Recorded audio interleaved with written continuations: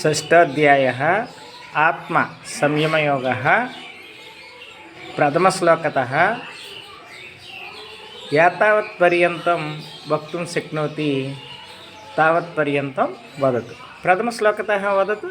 श्रीभगवान् उवाच अनाश्रितः कर्मफलं कार्यं कर्म करोति यः स सन्न्यासी च योगी च न निरग्निर्न चाक्रियः यं सन्न्यासमिति प्राहुः योगं तं विद्धि पाण्डव न ह्यसन्न्यस्तसङ्कल्पो योगी भवति कश्चन आरुक्षोन्मुनिर्योगं कर्मकारणमुच्यते योगारूढस्य तस्यैव समः कारणमुच्यते यदा हिनेन्द्रियादेषु न कर्मस्वनुसज्जते सर्वसङ्कल्पसन्न्यासी योगारूढस्तदोच्यते उद्धरेदात्मनात्मानं नात्मानमवसादयेत् आत्मैव ह्यात्मनो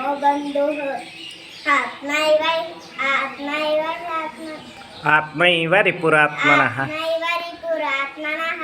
बन्धुरात्मात्मनस्तस्य येनात्मैवात्मना जितः अनात्मनस्तु शत्रुत्वे तत्तेतात्मैव शत्रुवत् जितात्मनः प्रशान्तस्य परमात्मा समाहितः शीतोष्णसुखदुःखेषु तदा मानावमानयोः ज्ञानविज्ञानतृप्तात्मा कूटस्थो विजितेन्द्रियः युक्त इत्युच्यते योगी समलोष्टास्मकाञ्चनः सुहृन्मित्राः उदासीनः मध्यस्तद्वेष्य बन्धुषु साधुष्वपि च पापेषु समबुद्धिर्विशिष्यते योगी युञ्जीत सततम् आत्मानं रहसुष्ठितः एकाकीयत चित्तात्मा निराशीरपरिग्रहः शुचौ देशे प्रतिष्ठाप्य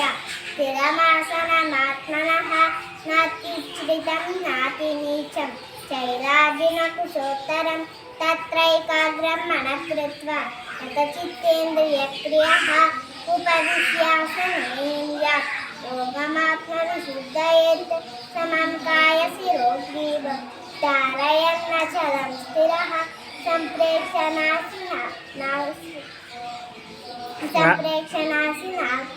नासिकाग्रं स्वं अनवलोकयन् प्रशान्तात्मा विगतभीः ब्रह्मचारी गतेष्ठितः मनः संयम्य मच्चित्त युक्त आसीत् मत्परः।